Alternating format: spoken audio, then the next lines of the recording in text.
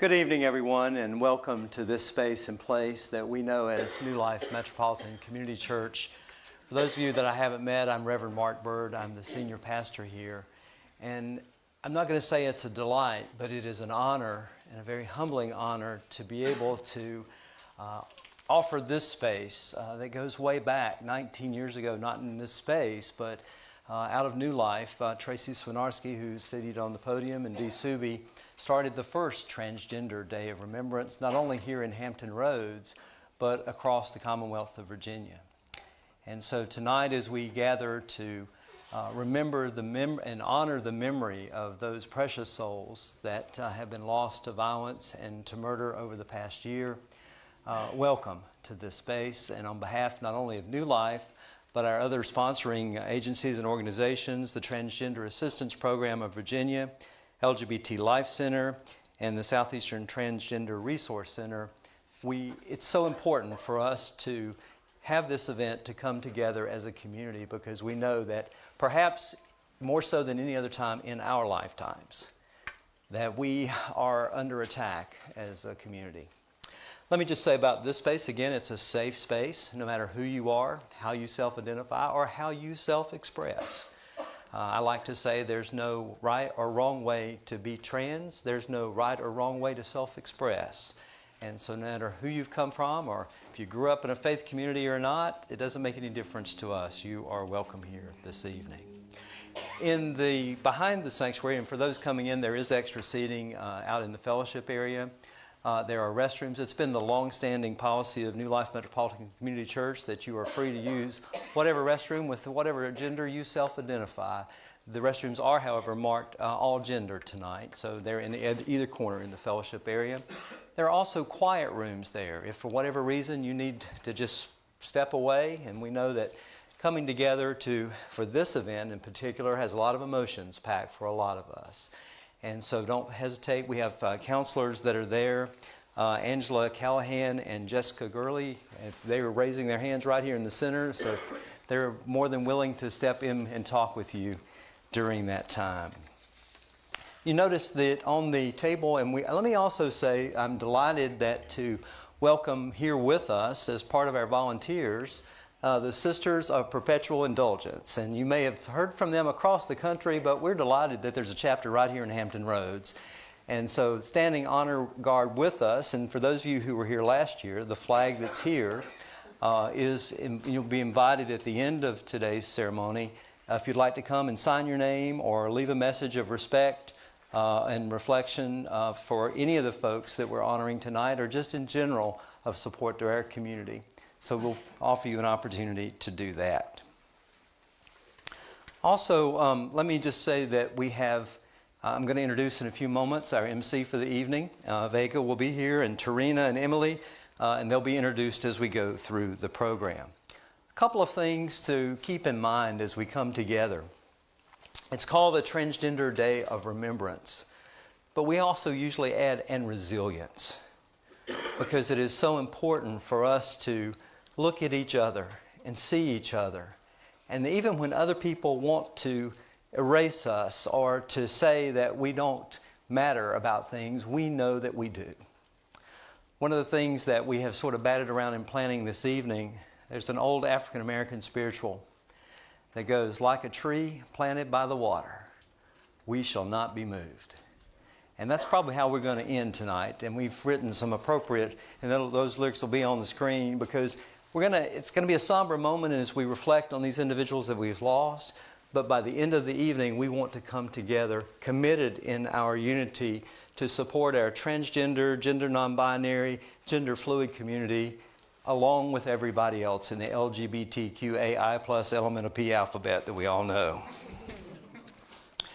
Now, we also wanted to do a couple of things this evening that we haven't always done before. Now, through the years, I have pointed out this past year we lost one of our most mature church member here at New Life, who happened to be a trans woman, Jane Robinson. Jane turned 93 this year, and she passed. And so Jane's picture, I think, is going to be on the screen. Jane worked for the Naval ship, was in the Navy, worked for the Naval shipyards for a while, as a designer, but at Jane's memorial service, so many folks said because Jane had the courage and information early on about what is involved in, whatever space and place you are in transition, that many people said that Jane had helped to save their lives. So we give thanks for Jane's memory tonight, and that is so important. I use that term elder in a loose term because as I get older, I say a lot about age. But elder can be someone who's given a sacrifice and commitment no matter how old one person is. And tonight there's a couple of other people who haven't passed that have done that we want to honor. And I'll talk more about Dee and Tracy. I kid them about being my elders. But Roberta Monell has been a member of our community, is a 79-year-old trans woman who's from Portsmouth, Virginia, and still resides there.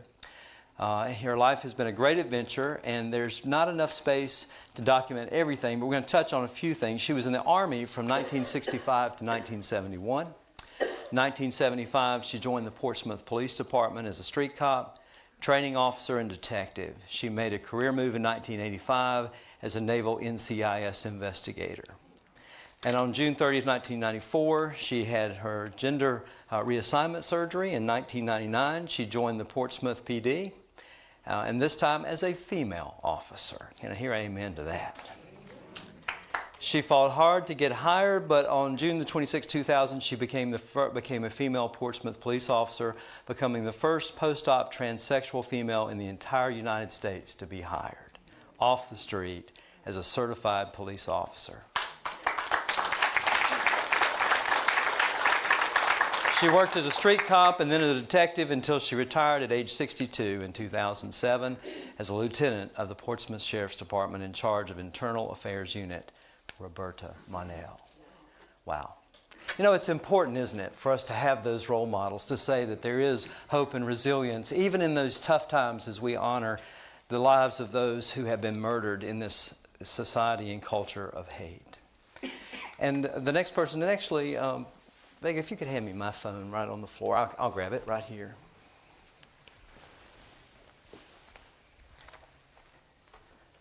I just wanted to show you I was technically savvy. Miani Bill is right here with us as well, is another one of our elders, and I'll use that in a loose term, in a respective kind of way. It's a black trans woman who is 54 years old, originally from Suffolk, Virginia. Miani currently resides in Norfolk. She attended the Keys Business College to become a medical assistant and also trained future CNAs. Miani's name rings with respect and passion in the LGBT community. 20 years ago and more, Miani began her Sunday dinners with her children. Miani saw that there were people that were estranged from their families, all because they wanted to live their authentic lives. Miani became a mother to so many who also needed more than a meal. She gave them and continues to provide love and safety to so many. Miani, thank you for all that you have done.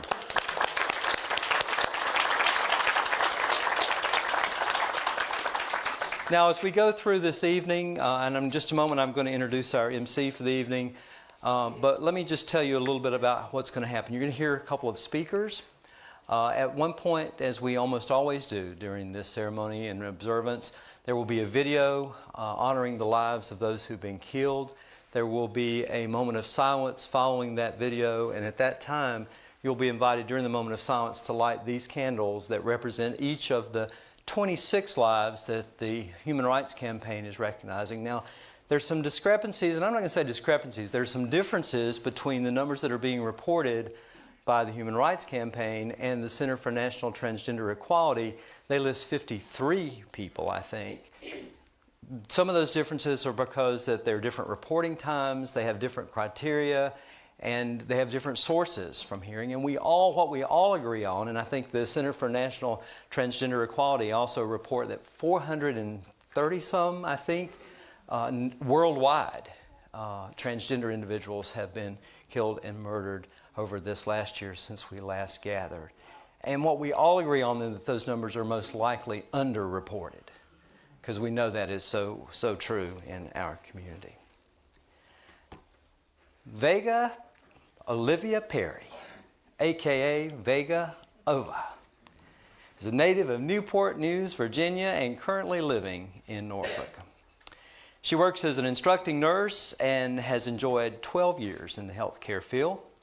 She's the owner and CEO of Miss Models Inc. pageantry, formed in 1999, and she has a passion for the art form of pageantry. I've heard that. She's a key advocate for the trans community as a whole and enjoys mentoring and grooming individuals to conquer their everyday lives. She believes we can all stand improvement, and one should always be willing to each one teach one. Vega, thank you for being here tonight, and I will defer to you to come and lead us through this program as we gather for Transgender Day of Remembrance. Thank you. Thank you, Pastor Mark, and thank you all for being here tonight. As mentioned, I'm going to be your hostess for the evening.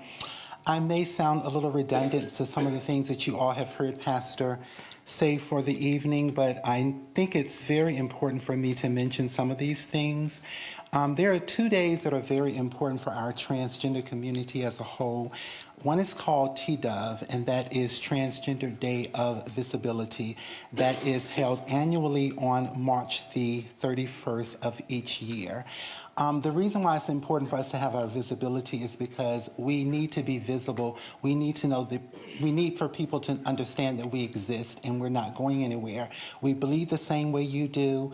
We pay our bills the same way you do. We go to church. We do everything that any individual that may be of the heterosexual population. And often, I think in the transgender community, we are often the most misjudged and the most misunderstood, because it's one thing when you are transitioning to be a male or a female, or you're living your life as a lesbian, or you're living your life as a gay male. But when you make a decision that you're going to transition to be a different sex, often we are misunderstood and we are misjudged and we are miscategorized. You know, when you think about the LGBTQ plus community as a whole. So I'm here as representation for one of the individuals that one might say made it out of doing some of the things that often we make a decision to be a little embarrassed about. I'll go into my story momentarily, but I just want to make you all aware of things that are very important. Another day that is very important, this is Transgender Day of Remembrance, and that's what we're here for tonight. Transgender Day of Remembrance, which is known as TDOR nationwide, was started in 1999 by a transgender advocate by the name of Gwendolyn Ann Smith, as a visual to honor the memory of Rita Hester, a transgender woman who was killed in 1998. The visual commemorated all the transgender people lost to violence since Rita Hester's death, and began an important tradition that has become the annual Transgender Day of Remembrance. We also just last week celebrated an entire week for transgender people as a whole, where we celebrated the accomplishments of our transgender population as a whole. So please give our last week events a round of applause, because it took a lot of effort.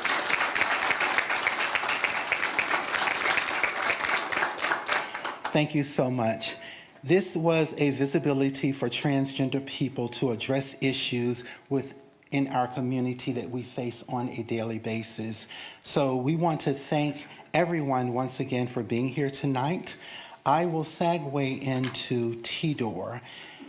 19 years ago, this young lady, a close friend of mine, Tracy, made a beautiful decision that she wanted to do something to honor our transgender individuals that were no longer with us. I had an opportunity to take part in the actual Transgender Day of Remembrance 19 years ago. We were at the MCC New Life on... No, it was on Diamond Spring Road, if I'm not mistaken. Yes, Diamond Spring Road.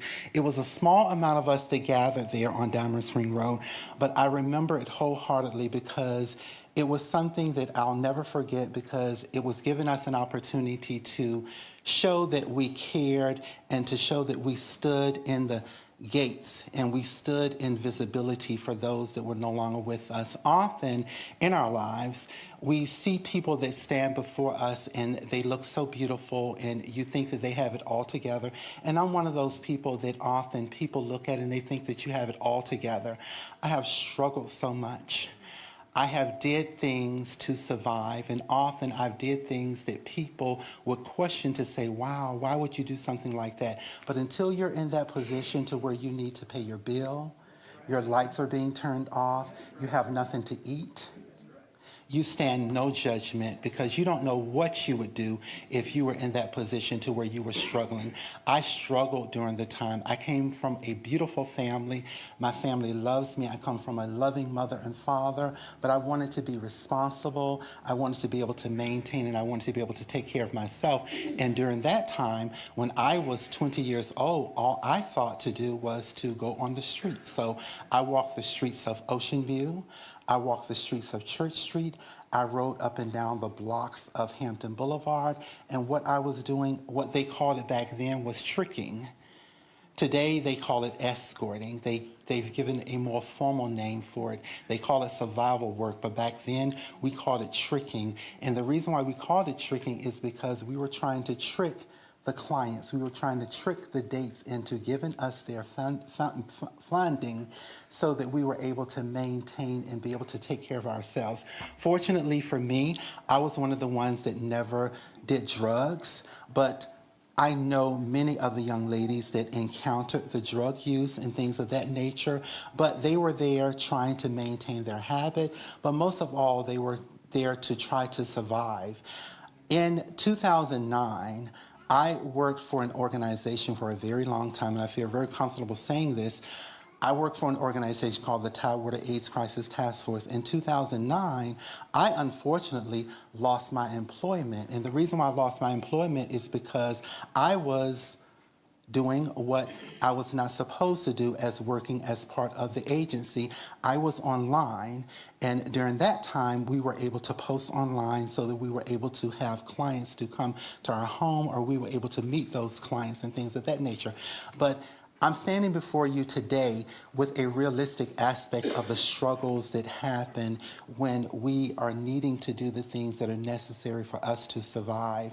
I stand before you now, and Pastor gave a beautiful introduction. Yes, I do all these beautiful things now, but my life was a struggle at one point. And I did what was necessary for me to maintain during that time. And often we sit in these rooms and we pass judgment, but again, you don't know what you would do if put in that position to where you needed to survive and you needed to maintain to do what was necessary to take care of yourself. So I stand here before you in the gap for those young ladies and young men that are not here with us tonight. And many of them were my friends. I stood on the corners with them. I stood beside them trying to get the same tricks and trying to maintain the same type of income that everyone else was able to afford, to make sure that they were able to maintain their everyday life. So I want you all to just think about those things when you're passing that type of judgment, and know that survival is something that we all struggle with. And you never know the position that you will be in to where you have to maintain that struggle, and you have to consider doing what is necessary to eat the next day, or to maintain whatever you need to maintain on that day. So I want to thank you all once again for being here and allowing me to tell the story. I think it's beautiful to say all the beautiful things. Yes, I'm an instructing nurse. I've gone to nursing school. I've got my degree in nursing. I maintain a career. I live in a beautiful home. I'm driving a lovely automobile. But there was a time that I did not have those things, and I was not able to maintain those things. The beauty that you see now, the confidence that you see now, was not there at one point. So just think about these young ladies. And I want to leave a small message before I introduce our next speaker.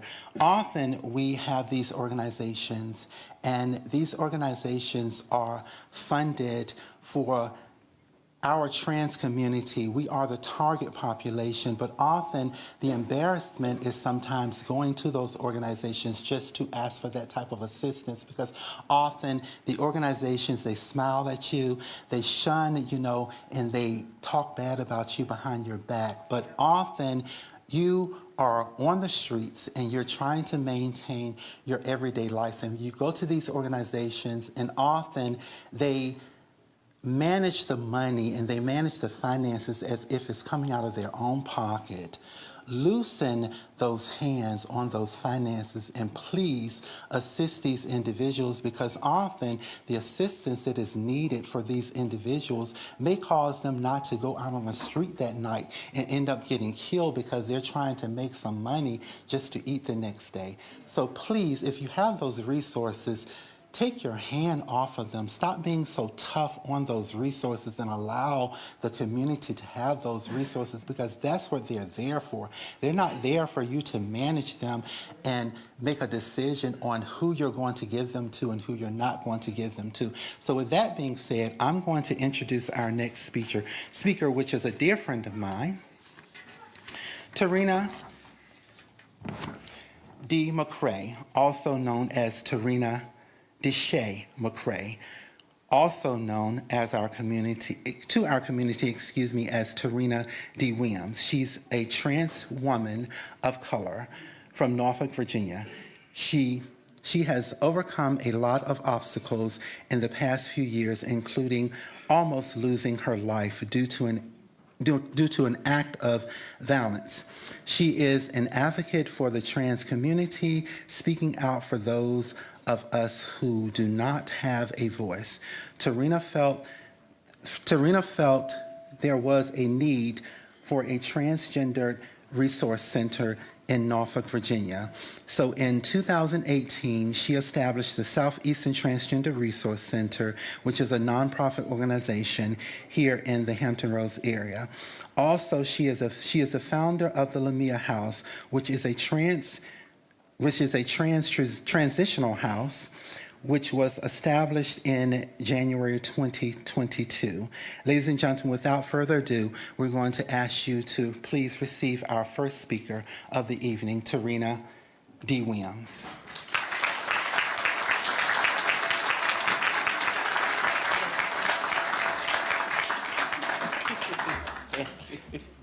How is everybody doing? How is everybody doing? Ooh, thank you. This is a joyous occasion. It's a time of sorrow, but we are definitely here in the land of the living. So give yourself a round of applause for that. Thank you. So as I stand before you, I'm looking around and I see so many familiar faces, and I'm just so glad that you guys are here celebrating this moment with us. As I look in the audience, my mom is here. Thank you for coming, and her boyfriend, Mr. Charles. I thank you guys for coming.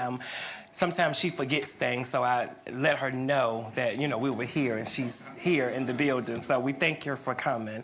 She's one of my big supporters, so I really appreciate that, because a lot of our parents are not here with us, physically or mentally. Sorry for my tardiness. I had another speaking engagement at ODU, so that's over with. So now I'm here. So a little bit about myself. My name is Tarina Williams. I'm from Norfolk, Virginia. I am 38 years of age. I started my transition about 16. I've always knew that I wanted to be who I was. I started at about 16. I left my mom's house by choice, not by force. I come up with a gold spoon. I know some people say silver spoon, but I came up with a gold spoon. I got everything that I wanted, so I left because I wanted to do what I wanted to do. I wasn't kicked out. I wasn't forced out. I wanted to do because I didn't want to obey by the rules. So you know what happens when you don't obey by the rules. You have to leave. So I left, and I remember, just having it hard out there in the streets. I've met so many people that are in this room, I've laid on their floors. I've slept in wherever I could in their houses. Miani is definitely one of the ones that, was there for me back when I was, who I was. Coco, Kira, Joni, we all go way back, especially Vega. I think Vega got me in trouble one time when I was at home, and she called. She was a show director at that time. I was sneaking in the clubs, and she called and said, "Hey, I'm just calling to let my name know that the show is tonight and you need to be there by a certain time." And my mom's boyfriend say, "Oh yeah, he had a show." And we was like, "Well, what's going on?" So that was, thank you for getting me in trouble. But but I went out and I ventured out and I did what I wanted to do. And I was also one of those girls of what you would call a lady of the night, and I don't regret anything that I've ever done, and I did do a lady of the night at an early age. I thank God that He has overcame, I've overcame that mindset. I never did drugs, I never smoked, I never, drank or anything like that. So, I've always just been a go-getter. So I used my money wisely. I bought nice cars, I bought big TVs, I bought furniture, I paid for this, paid for that. I think I bought every Jordan, me and my mom, for my little sister that came out, So, that was a lifestyle that I lived. Leading up to 2018, I was in a hotel, and I was escorting, and it was a bad day. It was a very bad day. I was in a hotel, and the young man came in, and he demanded, whatever he could get from me. And his words to me that I never would ever forget was, "You're not going to do to me what the last girl did to me." So I already knew that was a bad day right then. I already knew that it was going to be a bad night. So he made me do what I didn't want to do and things like that. And then next thing you know, he pulls a gun out. And we got to tussling, and we tussled and tussled and tussled. And next thing you know, I get him out the hotel door. And when I got him out the hotel door, he shot through the window, and he shot me in my arm, and my arm blew off, And you ask what damage happened, because you look at me and I don't have a physical damage to you, but I can't move my hand. My hand is dead. I can't pick anything up with my hand. It just dangles, So that's the physical damage that he did to me. That same night, he went and robbed the store. So the police caught him, and he's doing 15 years now. So that's a good thing, And the reason why I say that is because a lot of our killers are never found. A lot of our voices are never heard. A lot of the girls and the guys who have been attacked never say anything because of that situation, that they're not going to believe us. And if it wasn't for the street knowledge that I had and not letting the police just do what they wanted to do to me and say what they wanted to say to me because I was in that situation, it probably would have been a bad situation. And they probably would never have found the individual. But I didn't let it ride. One thing about me, I'm a forcer. I interrupt spaces, I interrupt people, and places and things, So I stood on my ground and said, just because I was in this situation doesn't mean that it had to happen to me, So they found him. I went to court, and I stood. I was my own lawyer. I mean, even though the city of Norfolk did what they had to do, but I still did what I had to do, and I stood my ground. And he got the max, which was 15 years. So I'm grateful for that. So as I'm sitting and I'm home, I'm saying, you know what? I got to do something because I can't keep doing this. I can't keep selling my body. I can't keep putting everybody's life in danger. So I thought about it. I said, you know what?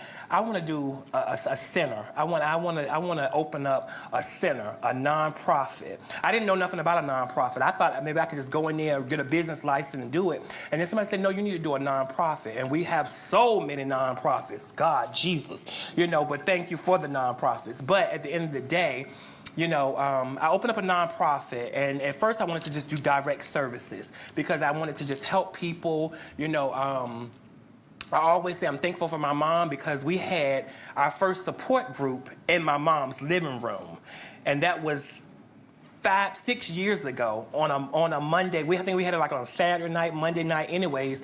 But it leads up to how I opened up Southeastern Transgender Resource Center. And I always thank my sister Kira that's in the back because she helped me come up with the name. We were sitting there at the plantation, and we were sitting there. We was like, what can I name this center? She said, Myrtle, you should name it I think Southeastern is cute. So I said, okay, well, let's name it Southeastern. So, I started thinking, and I was like, okay, let's open up a center. Let's call it Southeastern Transgender Resource Center. And I named it that, and then we got our nonprofit, and I think maybe 6 months in, I got my first grants, and it was a small grant, and I said, you know what? Let's get some pizzas. Let's keep having these support groups. We started having the support groups, and it started leading to bigger and better things. I got my next big grant, and I opened up a center, a little storefront center, and you guys probably have been there before on Colley Avenue, and it just went off from there. And then I said, you know what? I had a girlfriend who rode with me all the way through high school. When I first got to high school in '98, opened up her arms when I walked through the door. And she said, hey, girl. And I said, who is this? And her name was, back then, her name was Floyd. And as we got to knowing each other, we started getting in drag and walking the streets and stuff. And she said, oh, my name is Lamia. And I said, okay, girl, well, your name Lamia, I'm Tarina, So we started naming ourselves, and we was best friends. And we met a young lady by the name of Miss Pretty in the community. And I mean, Miss Pretty had a 1-bedroom, and she took me in first.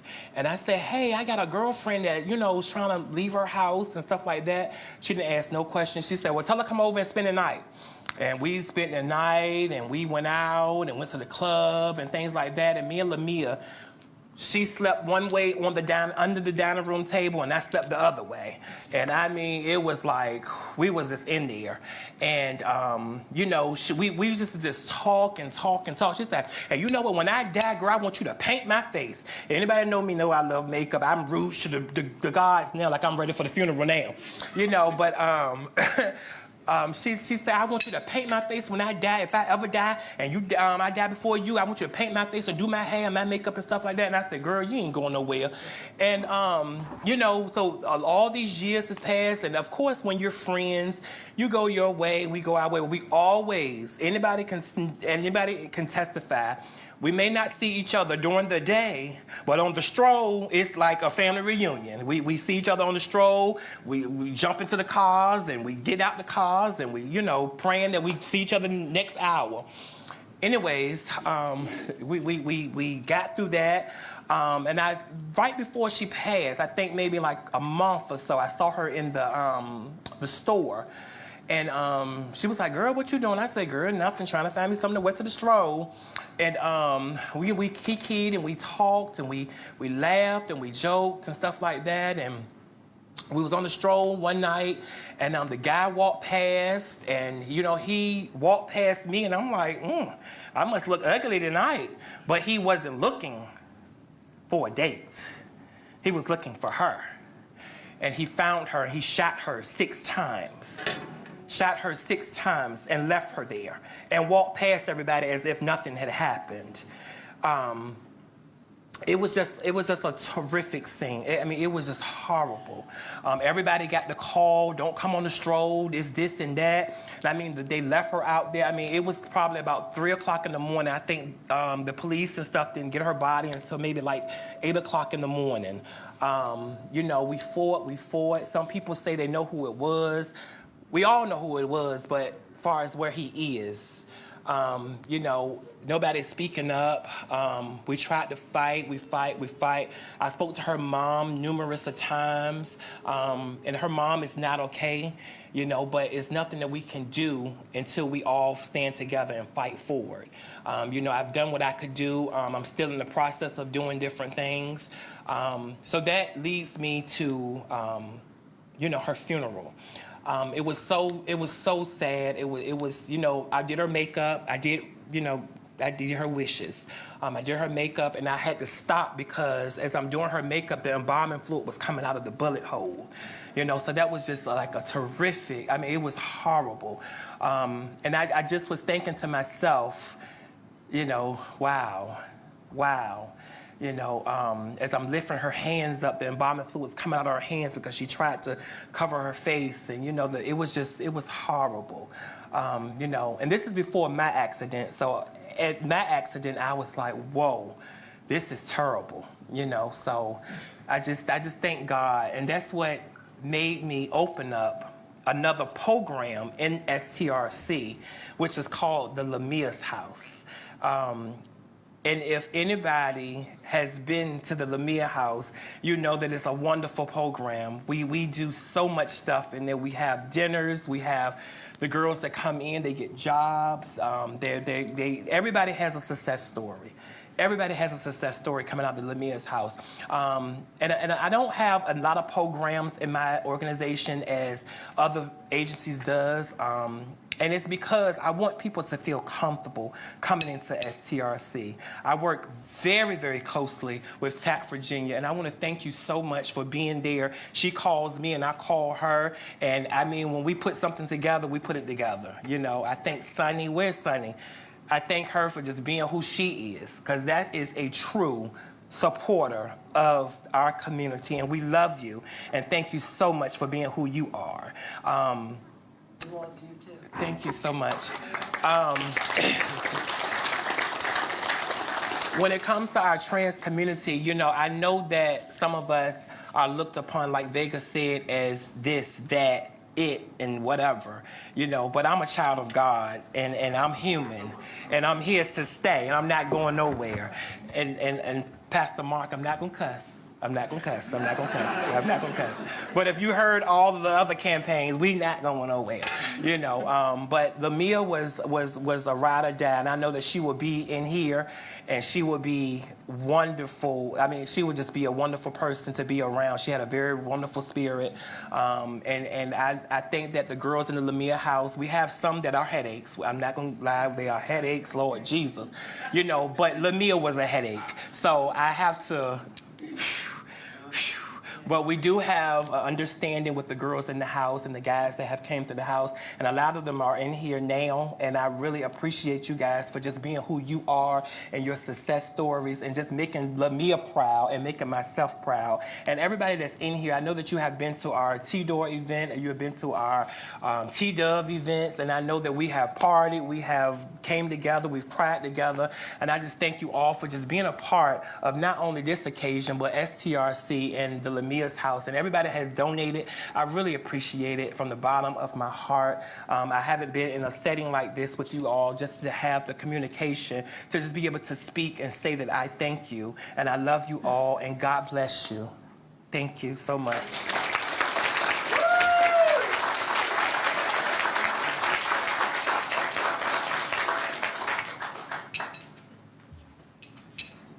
We had a 7-minute limit.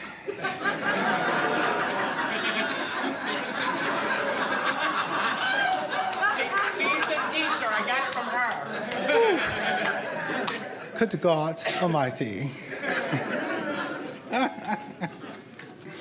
No, thank you so much, Tarina, for speaking so passionately and doing the things that you do within our community.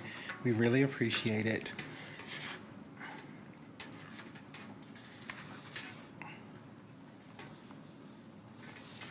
All right.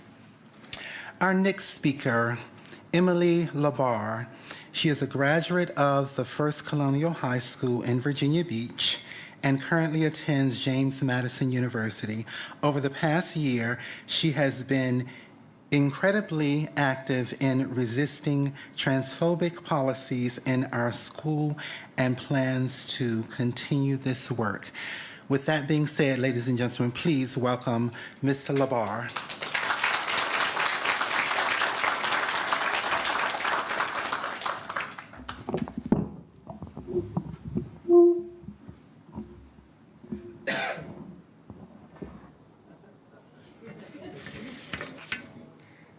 There's this sense of fear permeating our community and our schools, a sense of unease, a feeling of being unwelcome. I graduated last June, but my work and my experiences in Hampton Roads schools have shaped me. There's no denying that our society is seemingly designed to tear us down, but it's equally clear that we can stand strong despite that. In the past year, we've experienced many losses, through violence, through suicide, and through legislation intended to ascribe a sort of second-class citizenship to the trans community. Most of my examples in this speech will be of experiences in our schools because that's what I know. That's what I've seen. I've seen fear, but I've also seen hope. Since September of 2022, myself and over 50 other students spoke out against the model policies for transgender students from the Virginia Department of Education and Governor Youngkin. They require forced dead naming, misgendering, and outing of all but a select few students. What started as 3 young people nervously wringing our hands at our local school board meeting grew to a movement that's gained national media attention. Thanks to the kind heart and listening ear of one board member, Jessica Owens, we were able to get an LGBTQ+ anti-discrimination resolution passed. A symbol to queer students in our district that, despite the near constant attacks made on them and their autonomy, someone was in their corner. That their voices would be heard as long as someone was brave enough to use theirs. However, the implementation of these policies was delayed and delayed, then delayed again, both at the state and local level, but they could not remain in limbo forever. These policies create a culture of fear and intolerance, a symptom of a larger problem. In the words of my friend and a student in our public schools, Jay Cook, in our hearts we strive for what Martin Luther King described as the beloved community, a place warded from hate and injustice, from hunger and from poverty for every person, not just the majority. I am not trans. I'm queer, but not trans.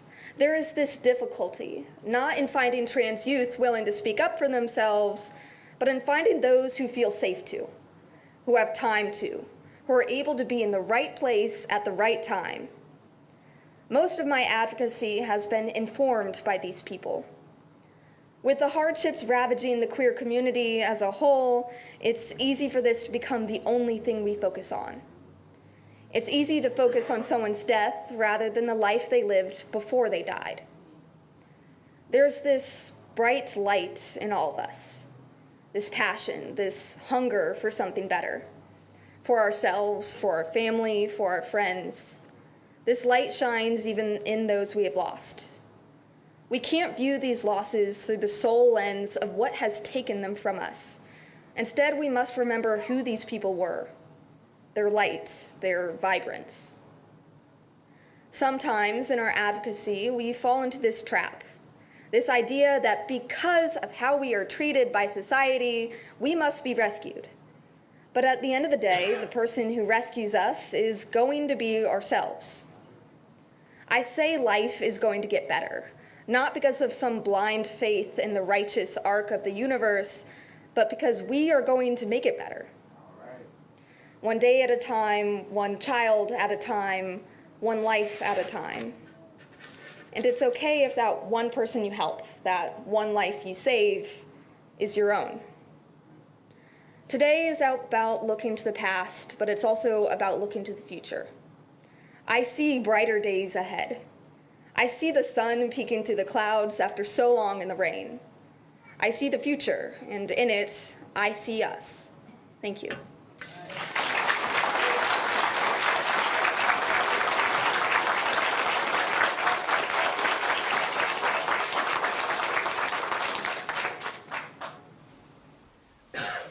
Not just to Emily, but to our other transgender, gender non-binary, genderqueer youth in all of Hampton Roads. Tonight, may we make a commitment to continue standing with you. I'm going to use a church term here. Can I hear amen to that? We have your backs. Yes. We have your backs. We've been through adversity. We've seen it. You've heard them speak about it. We've all been through it. Kids, we have your backs. Absolutely.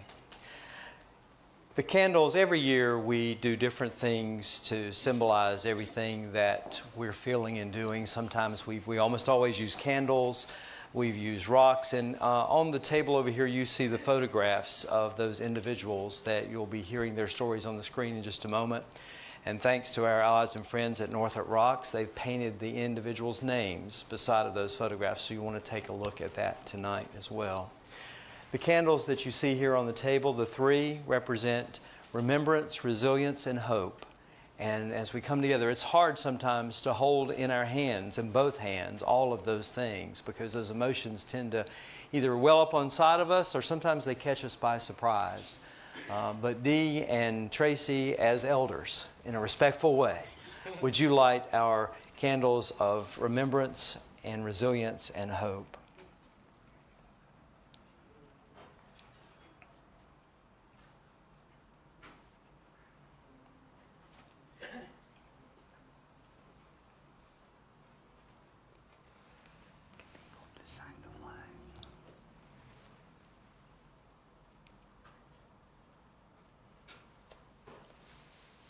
In just a moment, you're going to see on the screen the video that's been put together with these individuals' names. Following that, there will be a moment of silence.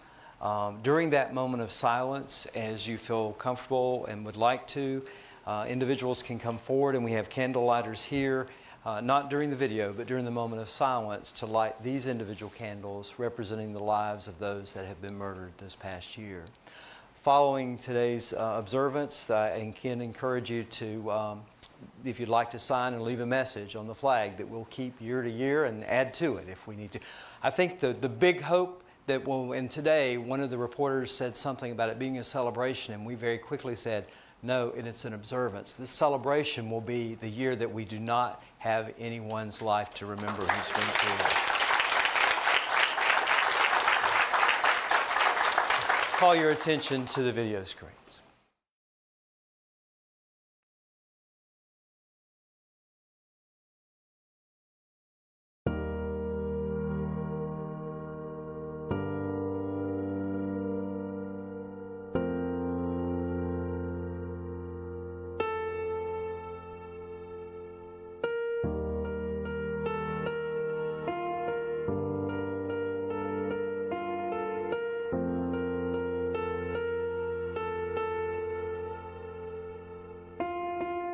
The most caring, loving, giving person I have ever met, Casey carries that title. You want to laugh? Casey was the person to make that happen. You want an in-depth conversation? Casey was your go-to.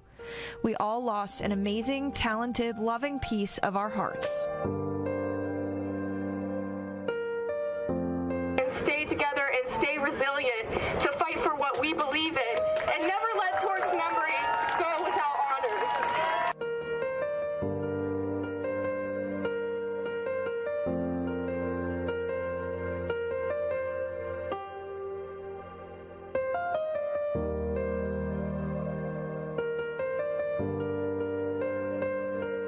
Special report. Orient on fatal attacks against transgender people is a whole category of crimes that often goes unreported because advocates say standard crime data oftentimes doesn't tell the whole story behind the identity of the victim. But based on the data they do have, they say these murders are a problem that is getting worse and worse.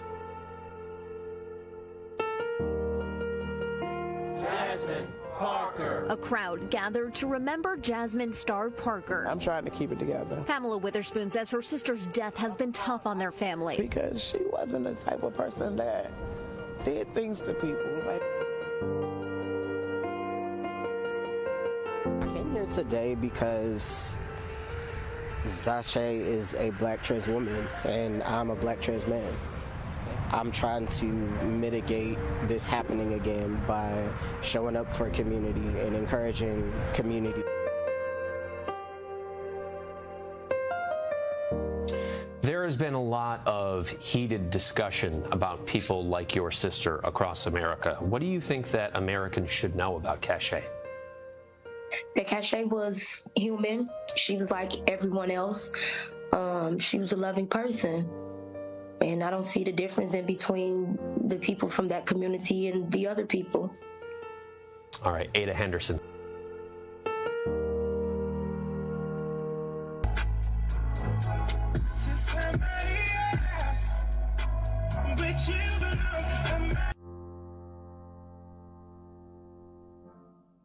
Police say an unknown woman was shot on Highland Avenue on January 9th after an argument. Then on April 11th, Ashley Burton was shot and killed at an apartment complex on Fairburn Road. And on Tuesday, Coco was gunned down on Martin Luther King Jr. Drive Southwest. So Atlanta police sent us this statement saying officers are committed to identifying everyone involved in these incidents. The department also said its LGBTQ plus liaison is aware and closely monitoring these investigations.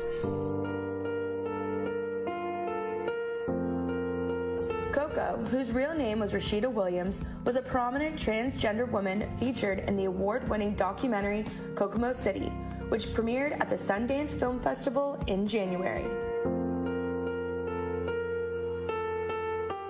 Balloon release in San Francisco honoring the man killed by a Walgreens security guard. Tonight, community leaders coming together to hold a town hall meeting denouncing the DA's decision not to press charges.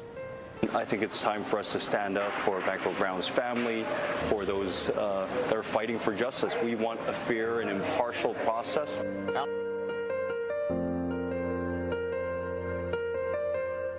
LaKendra was born and raised in Shreveport, Louisiana. Her family moved to Dallas, where she attended James Madison High School and then Dallas College Eastfield campus.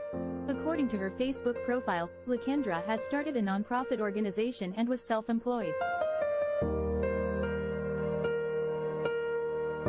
Mother devastated, asking why and how something like this could happen.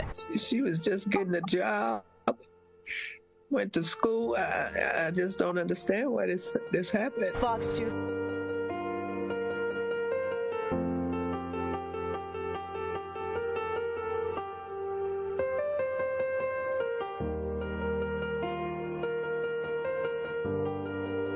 Earlier this month, Jacob Williamson, who is transgender, traveled up to Union County for a first date, but he never made it back home. Wake Up Charlotte's Tradisha Woodard joins us now. And Tradisha, 2 people are now charged with Williamson's murder. 21-year-old Camden Ryder, a transgender man who was 8 months pregnant. She says the couple was engaged to be married and loved each other very much, but the relationship could be volatile.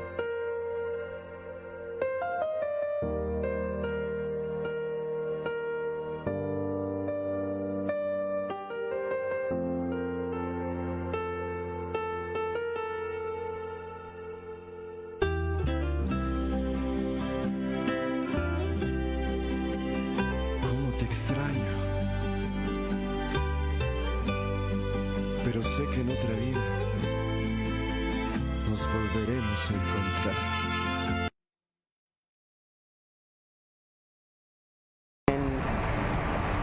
I was in shock, didn't really feel like it was real because they were such a good person, and good people shouldn't go the way that they went. More breaking news here at 4, an arrest in the shooting death of a trans woman in Milwaukee. Police say they arrested a 29-year-old man in connection to the death of China Long at 89th and Dogwood.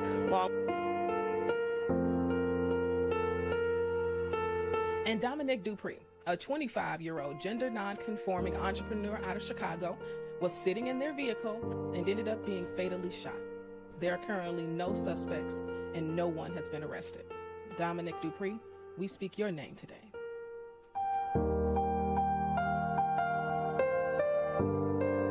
Among those in the crowd. Me as a dad, I had no choice but to support her. I was not going to seclude a name. It wasn't going to happen. He and her mom watched on as people shared memories and remembered their daughter. We were always My team analysis of the latest numbers from 2020 to right now tracks 8 trans homicides in Chicago, with even more cases suspected of going unreported. All victims are women of color. We're seeing geographic concentration in certain states and certain cities. Chicago being one of the cities in our database with the most transgender homicides. My baby, that was... That's London Price's mom doing what no mother ever should, cleaning the apartment where her 26-year-old youngest died and lived with the ex who is now accused of her murder.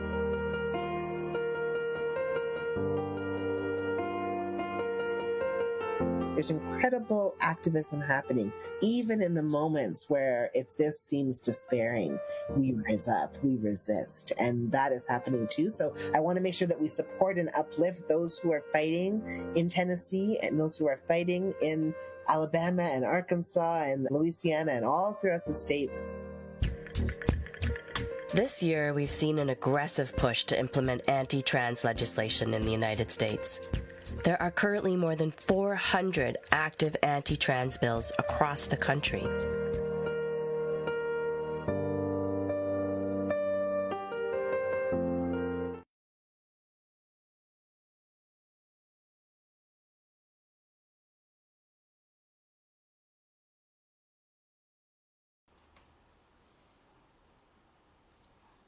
Hello.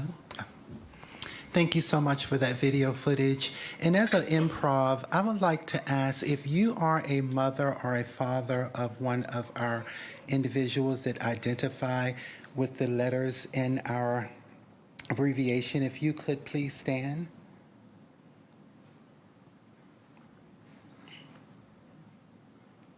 Miss Annette. Thank you so much. The reason why I asked you all to stand is because it's so important that you're here tonight, and thank you so much for loving on your child, even though they may have decided, to do something that may have been against what you may have chose for them to do, or you may have felt that they needed to identify as their own identity at birth. Thank you for loving them wholeheartedly and for being here tonight, because that's so important, because often within our community, we do not have parents that stand by us or they want to be in solidarity with us. So thank you so much for being here. It is so important for you to be standing tonight. And please, if you all can, give them a round of applause.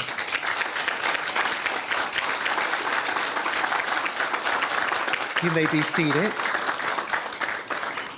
And at this time, we're going to take a moment of silence for those who are not with us. And again, we stand in the gap, and we stand and we pray for all of our trans women and trans men that are here with us tonight, and also that they maintain safety. But we speak your name tonight. A moment of silence, please.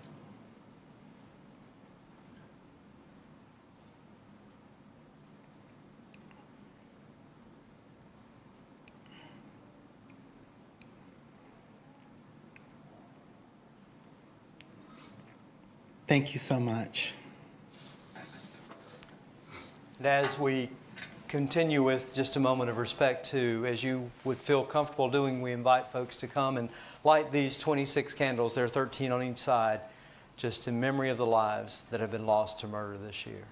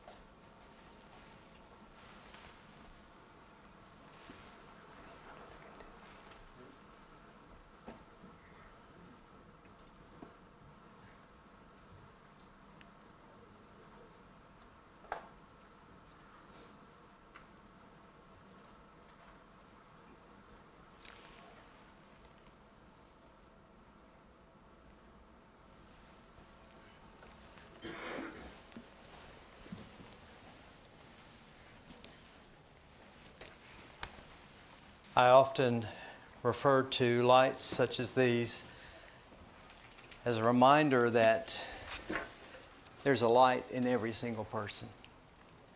We believe no matter how someone self-identifies, self-expresses, that there is value in that person's life, and that every person deserves to feel safe and valued and loved.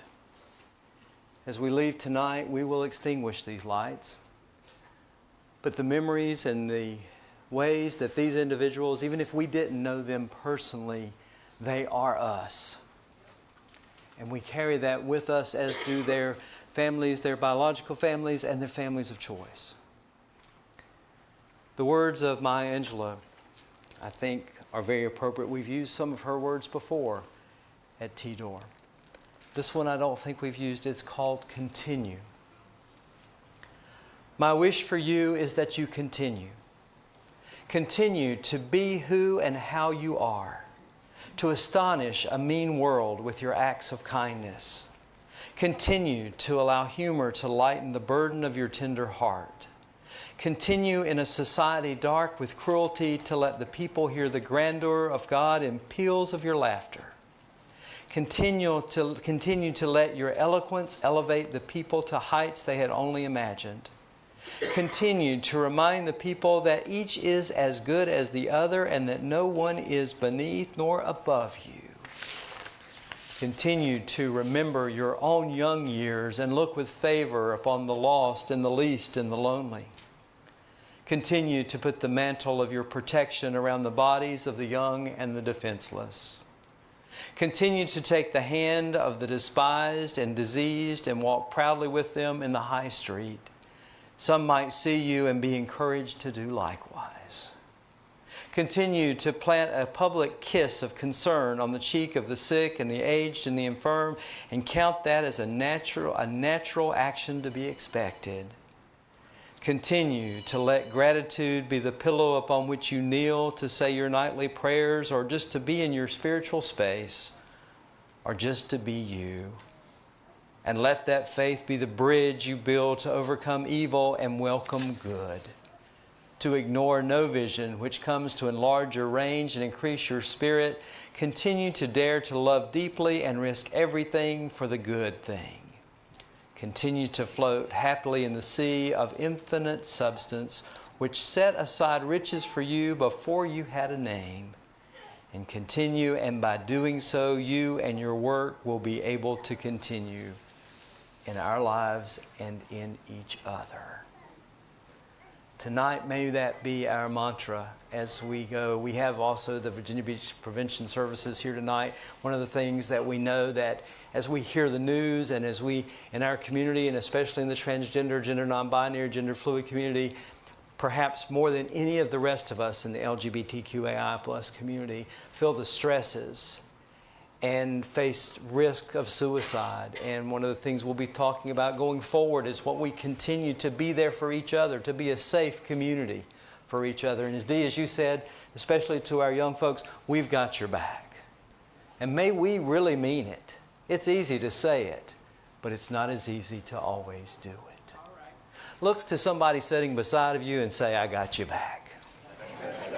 Now, I didn't mean that in terms of getting revenge on somebody got your back. I mean, I got your back. I got you covered. I'm with you. Yeah. Thank you. And now look to somebody beside of you and say, thank you for who you are. Let us never forget, and even in those times when we are tempted to forget and everything seems to be going crazy in the world, that we are not alone. We will not be erased, nor will we let anyone in our community be erased. Thank you, Vega. Thank you, Tarina. Thank you, Emily, to Dee, and to Tracy. Thank you all for being, and Miani and Roberta, and in memory of Jane, for being our elders tonight. And we have a special presentation for our speakers tonight. We talked earlier about being like a tree planted by the water. We are not going to be moved. And so we have a bonsai tree and an additional little small gift as a reminder of hope. And one of the things I learned about the bonsai trees is that each species, each type of bonsai tree has a different meaning with it and symbolism with it. And so being your authentic self and is a reminder that we are all like trees planted by the water. In a minute, we're going to sing that before we go out and have something to eat. And Vega, I think you have some closing thank yous to do as well. Thank you so much, Pastor Mark. I would be remiss if I did not recognize my pastor in the building. I think, did she leave? Just when I was about to recognize her. Well, thank you so much, Dr. Joy, for being here from the Great Awakening. We appreciate your attendance. And also, just wanted to recognize anyone that's working in the nonprofit field, because we understand that it's a hard field to work in, whether you're working for profit or nonprofit. So we would like to recognize you too. If you could stand, if you would.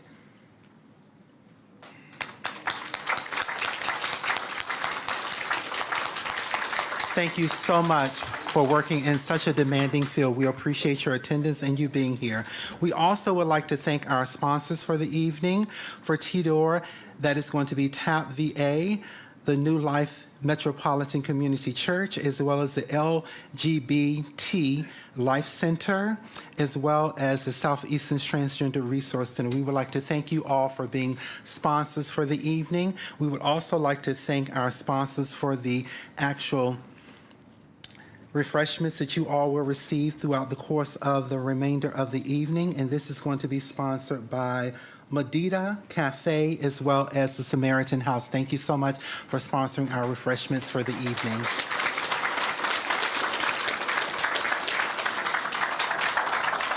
And now I mentioned earlier that great African American spiritual, we shall not be moved. Like a tree planted in the water. You're going to see some lyrics on here. We will work for justice.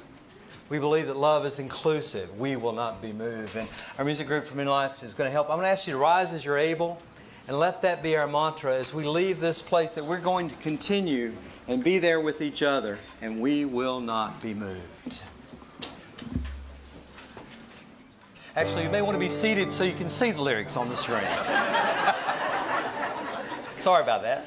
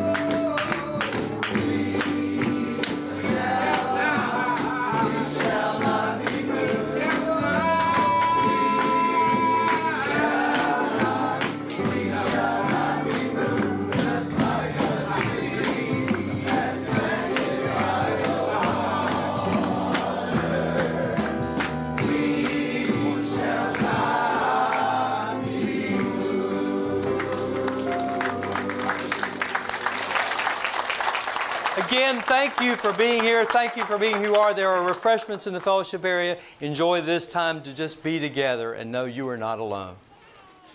Thank you, my friends.